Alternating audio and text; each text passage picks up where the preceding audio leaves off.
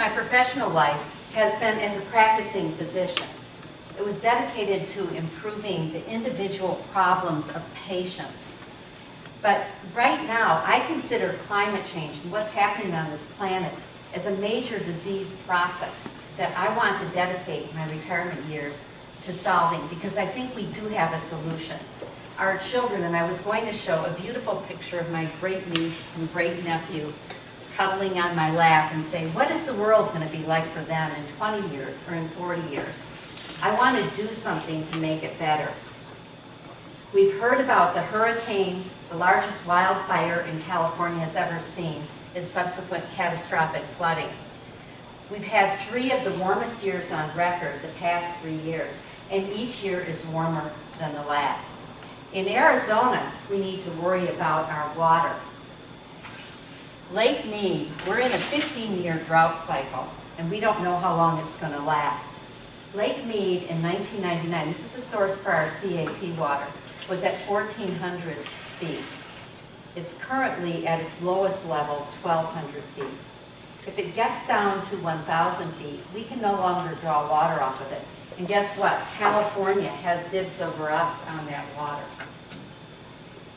It is not game over. We must act, and we must address climate change now.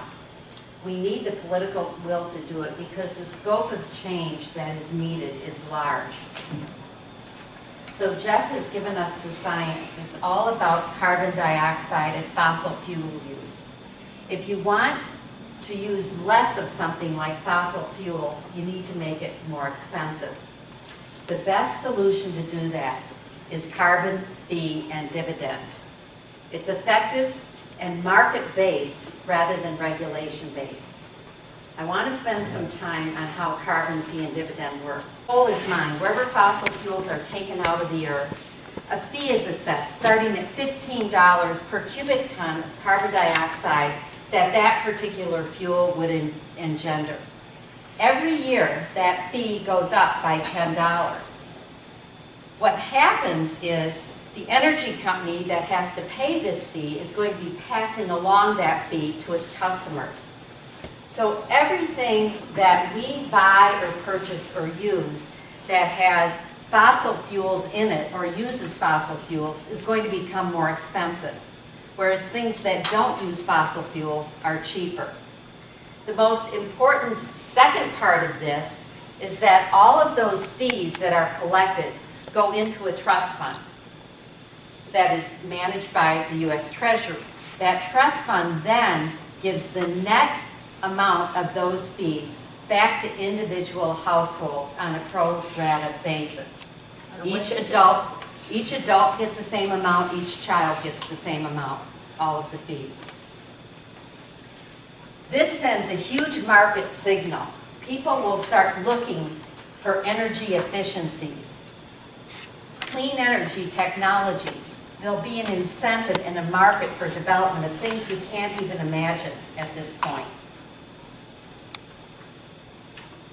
Furthermore, the fact that all the fees go back to households means that the government doesn't grow. So it's not bigger government, it's not more regulation. And industries can plan for it. They know they can predict their costs, and they can start to move to clean energy, which is where we want to go. So basically, you have a fee on fossil fuels as they come out of the earth, and then the net fees are returned to households in equal shares. 1 share for each adult and 1 for each child, and you get a monthly dividend. But what about countries that don't have carbon pricing? What happens to our industries? Everything in this country becomes more expensive. There is a border fee adjustment for carbon. That's the third leg of carbon fee and dividend. And the best way to explain this is to use an example. Say you have an auto company here that's shipping autos to a country that doesn't have a carbon fee. What happens is, at the border, the company gets a rebate of their carbon fee. Likewise, on the opposite side of the spectrum, the country that doesn't have a carbon pricing ships a car here, they get a tariff or a fee assessed equivalent to that carbon fee. And these things will kind of equalize out, like the fees coming in will, from the imports, will pay the American companies that are exporting. So this makes our companies have a level playing field, and it also sends a signal to the world that you don't get ahead by not having a carbon fee or not pricing carbon. And in fact, when we think of major companies, China is going to have a cap and trade system by the end of this year nationwide. They know they've got a problem. They're losing 1 million lives per year due to pollution. And in fact, all of our major trading partners, China, Japan, India, the European Union, Canada, and Mexico, by the end of this year, all will be pricing carbon in various ways. So carbon fee and dividends specifically, would we be the guinea pigs for this? And the answer to that is no, because our northern neighbor, Canada, the province of British Columbia, in 2008 was running lockstep with the rest of Canada in terms of their fossil fuel use. And then they implemented a carbon fee and dividend. Now theirs started at $10 a cubic ton and rose by $5 a year up to $30. What's happened in the 9 years since that time? First of all, it's really popular with the population because they get the money back. Secondly, their fossil fuel use per capita has gone down 17.4%. And if you compare it to the rest of Canada, it's gone down about 19%. And their GDP and jobs have grown faster in the province of British Columbia than the rest of Canada. So the rest of Canada is starting to price carbon as well. Carbon fee and dividend will be the engine that will start our massive but orderly transformation to clean energy. How will the transition go? Well, the organization I represent, Citizens Climate Lobby, hired a company called Regional Economic Modeling, Inc., which after this I'm going to say REMI. They hired this company that does economic projections. It is a nonpartisan company and it's well respected by governments. Many governments use it for economic projections. They asked REMI to look at a scenario where we had a price on carbon that steadily increased over 20 years. What would happen to the economy, to jobs, to the GDP, to lives? Are we going to save more lives? And what happens to emissions? Does it truly decrease our dependence on carbon? And what the REMI report found was that there was no economic argument against carbon fee and dividend. It increased jobs, it increased the GDP, it saved lives, and it reduced our emissions. So specifically, with regard to jobs, it increased our jobs over 20 years by 2.8 million, or a greater than 1% growth in jobs.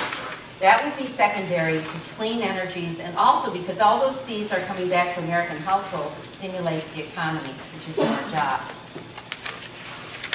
With regard to the GDP, that goes up by 1.8 trillion, which it wouldn't if in a scenario where there wasn't carbon fee and dividend. Lives saved. With lives saved, we have at least, a conservative estimate is 250,000 lives are saved. And that's due to the particulates that are part of use of carbon fuel. And we know now that that affects many things other than just lung disease. It affects heart disease and a lot of other illnesses. And what happens to household incomes?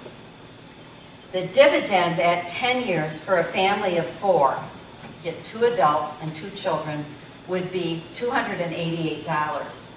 At 20 years, it would be up to $396. And it doesn't matter what you make, it's the same for everybody. There is a social justice aspect to this. 2/3 of the households would either break even or come out ahead, even with the increased prices of things that would occur with carbon fee and dividend. And if you look at the poorest quintile, the lowest 20% on the economic scale, they actually gain more than 1.8% in their income, or about $1,000 a year. Whereas the highest, the wealthiest quintile, the wealthiest 20%, their net income goes down only 0.2%.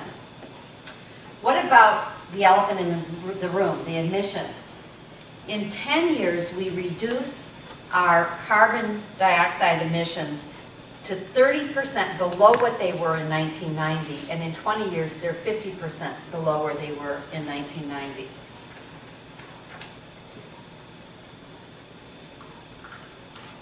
The electricity generated by coal would be phased out in 10 years because once coal gets above $100 on its carbon fee price, it becomes uneconomical to extract it and to sell it. Energy prices would rise gradually for about 10 years, and then they'd level off and start to fall as clean energy becomes more universal. To argue against carbon fee and dividend is to argue against improvement in jobs, improvement in the economy, clean air, and reversing or starting to bring down global warming. Climate change is an issue where we know the solution.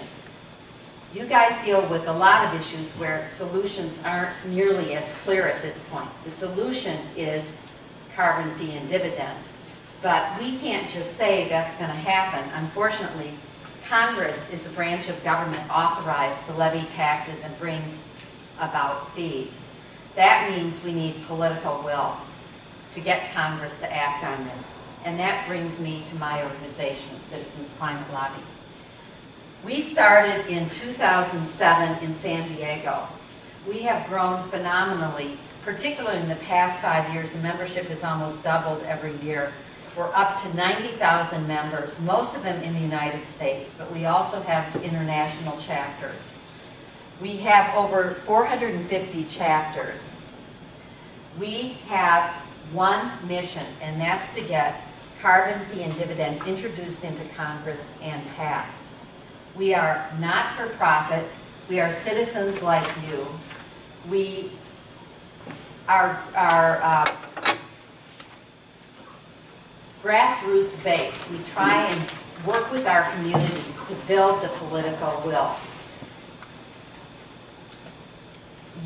From my understanding of ground game, you are dealing with a number of issues. I can see them, the dirty money out there and education and immigration. There's all kinds of issues that you're concerned about. We have one issue. We have to be bipartisan. It's critical that our solution be bipartisan. Because if the solution isn't brought up by both parties, a simple shift in the political fortunes would gut our solution. Look at what happened to the Affordable Care Act. Look at what happened to signing the Paris Accords and supports for clean energy. We now have offshore drilling. We have supports for coal. We have a tariff on solar panels. Just a change in administration. The right solution has to be bipartisan for this to be enduring. Our focus is on solution. Our method is to be everybody's friend and instill hope. We can't keep warming this century to under 2 degrees centigrade. We try to educate citizens about the climate and about our solution. As Patty was talking about signing letters, you guys go into your neighborhoods and talk to your neighbors. We go to public spaces, like we have a table at farmers markets. We're going to be at the book fair. Tomorrow we are one of the sponsors of the Age of Consequences, which is about the national security threat of global warming from a military perspective. It's free, it's at 7:30. There's going to be a panel discussion afterwards, and it's at the Loft. So when we go to these events, we ask people to sign a letter to their congressman, and the letter says they're concerned about climate change because of any personal story, and we ask if they could support our proposal of carbon fee and dividend. We write letters to the editor and meet with editorial boards. In 2017, we had 4,000 publications in letters to the editor or op-ed pieces. We build strong and respectful relationships with elected officials, regardless of what the party affiliation is. We had greater than 1,600 face-to-face meetings with congressmen or senators or their staffs. We go to Washington twice a year. We're not paid, but we lobby Washington. We go to Washington and we meet with the congressional representatives and the senators. We present these stacks of letters. We like to take them with us because they have an impact when you hand 100 letters from constituents that took the time to write these letters to their congressman. If you sign one letter, we'll get it to your congressman in your district as well as to both of your senators. We also provide them with information like from the REMI study, because the REMI study was a national study, but it had subdivisions for regions.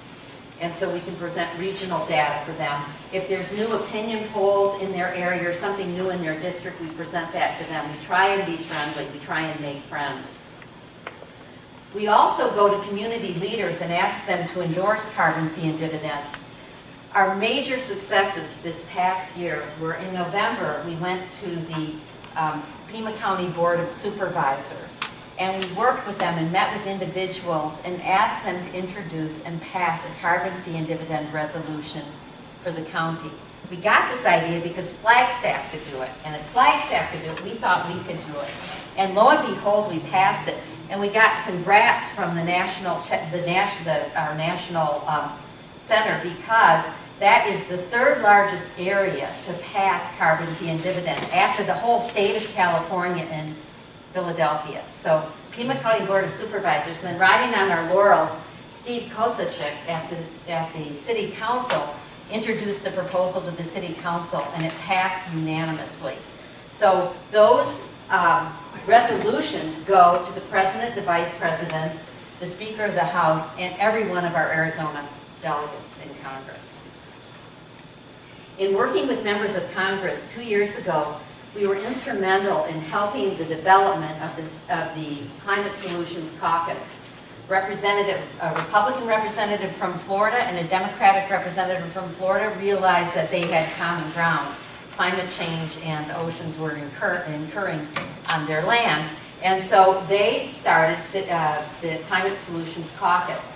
And it's been called the Noah's Ark Caucus because for every Democrat that joins, a Republican has to come with them. It started with two years ago. The slide I had 60 members, and that was from late last year. We now have 70 members in the Climate Solutions Caucus who are dedicated to looking for a solution to climate change. And they've already had legislative success. I don't know if you remember, but last year when they were looking at military funding, there was an amendment proposed that would have not allowed the military to use monies to research the security threat of climate change and plan for it. In this caucus, they got on the phone with their colleagues and got that amendment defeated.